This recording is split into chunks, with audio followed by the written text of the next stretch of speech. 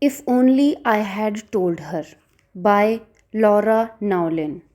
Finn. Chapter 1. Autumn is a terror to sleep beside. She talks, kicks, steals the covers, uses you as a pillow. The stories I could tell if I had anyone to tell them to. Autumn is uncharacteristically embarrassed about her nocturnal chaos, though, and it's one of her eccentricities for which she will not tolerate a bit of teasing. Our mothers, the mothers, as Autumn started calling them when we were young, have their own tales of Autumn's nighttime calamities, and the look that she gives them has been enough to stop me from sharing my childhood memories of her violent, restless sleepovers.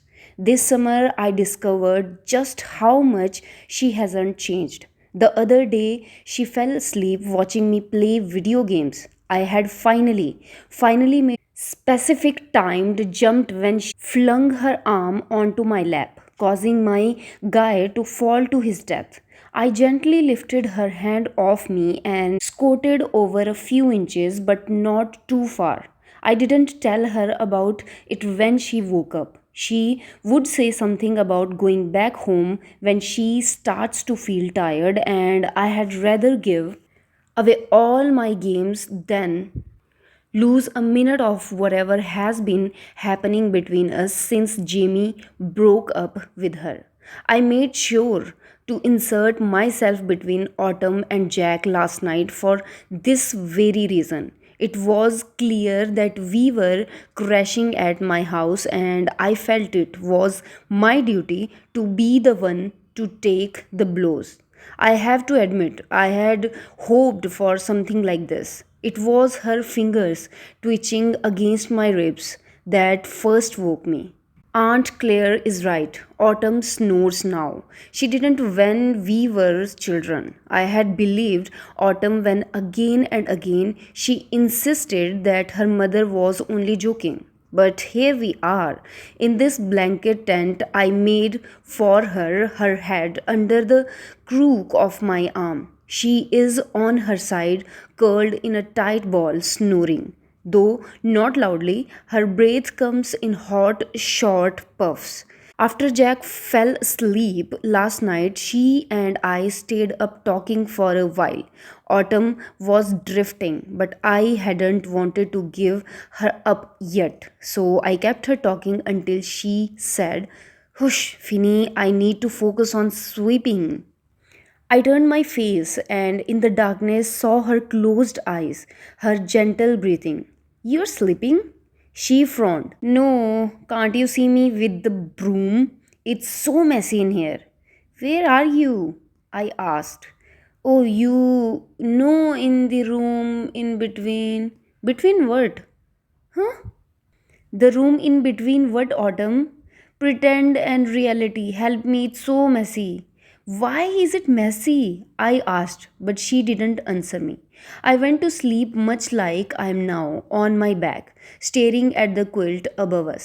I remember stretching my arm above my head, vaguely aware of the way she was twitching and mumbling a few inches away from me, presumably cleaning the space between this world and the next. We weren't touching, but it felt like the atoms between us were warm with my love for her. Later on in the night, I woke up when she smacked my face. I punched her hand away and turned my head towards her. She was close but not touching me. The covers bunched in her other fist, the hand that clogged me resting between us. I made myself look away and close my eyes, go back to sleep. But now, this is heaven. Her forehead pressed into me, her head under my arm, and my hand on her shoulder. We found each other by instinct. Even if I was half asleep, I would never have done this knowingly. I wouldn't know if she was okay with it. I don't know it now either, but I am unable to move. My penis, based on very minimal evidence, has decided that today is going to be the greatest day of both our lives. I understand its enthusiasm, but it's sadly, vastly overestimating the situation. If I move, Autumn will wake up. If Autumn wakes up, she will see my body's assumption. This is what I get for putting myself in this position again. Not that I have been in this exact position with Autumn, but like I said, the tales I could tell. The toilet flushes. I hadn't wondered where my other best friend had gone off to. I'm not going to be able to keep up the brave face with Jack. I don't think he will let me this time. He is always known that I was still in love with Autumn after all these years, in spite of my being mostly happy with Sylvie. He let it slide all through high school, but he's not going to let me pretend anymore. A couple of weeks ago, after we went to see that silly horror movie that made Autumn scream 3 times, both of them, Jack and Autumn, said they had fun. They said they could understand why I liked my other friend so much, and sure, maybe we could do it again. Autumn had meant it, I could tell. It wasn't that Jack didn't mean it. There was just a lot he wasn't saying. I don't know if last night helped. I want Jack to see that Autumn isn't a poser who thinks she is a princess like Alexis or Taylor make her sound.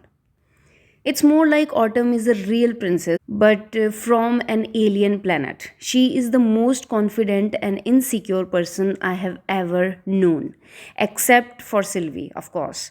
Remembering Sylvie robs my penis of the delusion that a miracle is about to occur and adds to my already bloated guilt.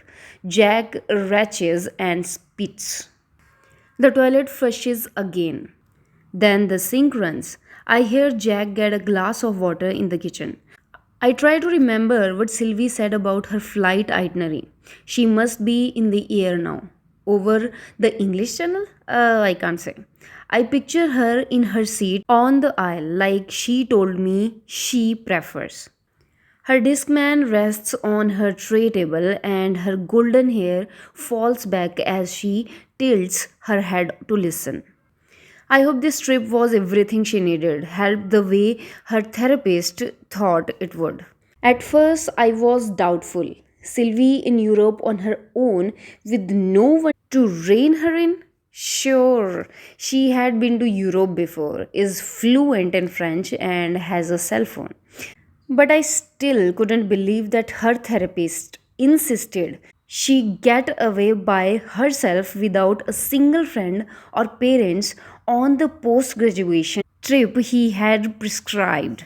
I see now that Dr. Giles had been onto something. Sylvie knows how to take care of herself when she is not trying to impress other people. Sylvie gets drunk to impress people. If no one had dared her first, Sylvie would have never her legendary inebriated stunts. On her own, with her backpack and her maps, hotel, listing, and train schedules. Sylvie tracked across that continent. She got herself in a situation in Amsterdam when she didn't realize some guys were trying to get with her, but she got herself safe, and it was all over by the time she called me. I hope Sylvie sees how capable she is, how smart and resilient. I hope she can feel good about herself for her own reason, not for how other people think of her. Sylvie could be anything she wants if she just stopped caring what the wrong people think about her. I am one of those people, and I hope I am not going to ruin whatever progress this summer gave her. Jack enters the room. I close my eyes. Though my penis remains somewhat optimistic, the blankets provide cover. I should move, wake Autumn. Pretend my arm was never around her, but I can't bear to yet. I hear the flap of the blanket and flutter. Jack sighs. He says the same thing he told me the night I trusted Sylvie to sober drive for us, and I had to drunkenly call him for a ride. We both should have expected this. Jack mumbles. He drops the blanket and it sounds like he goes to the couch, but I'm paying less attention to him now. Autumn won't be asleep for much longer. She twitches occasionally, moving her face in reaction to things I can't see. She makes a soft noise, the sort of noise I wish I could be responsible for while she is awake and consenting. And with that thought, I lift my arm and shift away from her. She frowns at the loss of it, and I pause, waiting for her to stir. She whimpers and curls into a tighter ball. I allow myself the brief luxury of gazing at her face. It is cosmically unfair how beautiful autumn is. It puts me at such a disadvantage. Her brilliant, goofy brain was already enough. Why must she have a perfect face too? I never stood a chance, even before she grew breasts. I need to stop this train of thought. Might as well get this over with them. Jack is typing on his phone at the end of the couch. He doesn't speak until I sit down. Finn man, I know, I say. He flips his phone closed. No, you are in way over your head. You have no idea.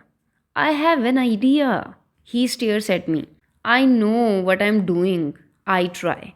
What are you doing? And what about her? Jack nods towards the tent. Even though we are talking low, he starts to whisper. She would have to be the stupidest person on earth to not know you are bonker in love with her. She is not stupid. She just doesn't know how much I can't bear to say the word. Care about her. She thinks it's an old crush. I get that stare from him again, but I don't know what he wants me to say.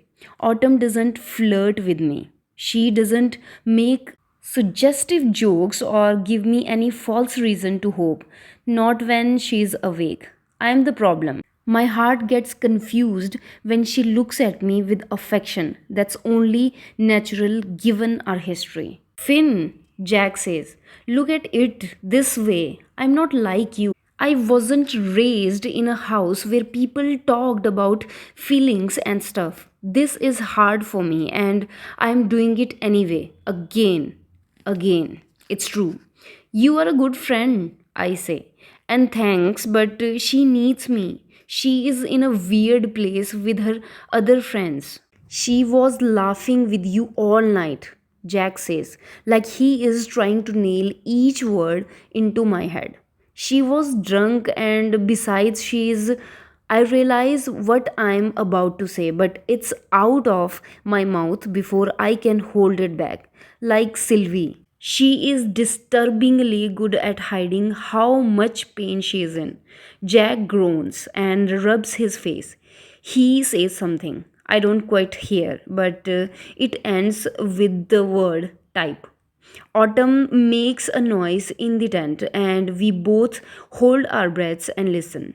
Silence. Since you brought up Sylvie, he whispers. Yeah, I explain about her, but she is my friend too, and I know I'm going to. Autumn makes a noise. She is about to wake up. I tell him. Jack sighs. He is right about me when it comes to autumn, and he knows that I know that he is right. Jack and I can both see what happens next. Autumn and I will go off to Springfield. We will make friends, probably mutual this time, but eventually, Autumn is going to meet someone she likes, someone who has whatever made her want to be with Jimmy. and I am going to be more than devastated. It will be obliterated. Jack and I are close enough that it kind of makes this his problem too. But I can't give up what I have with Autumn. And when she does meet that guy, I'm going to make sure he is supporting her, not treating her like a troublesome but valuable acquisition or a sidekick or a punchline. Finna, Jack sighs. He snaps his fingers in front of my face. Hello. Sorry, I zoned out the way she does.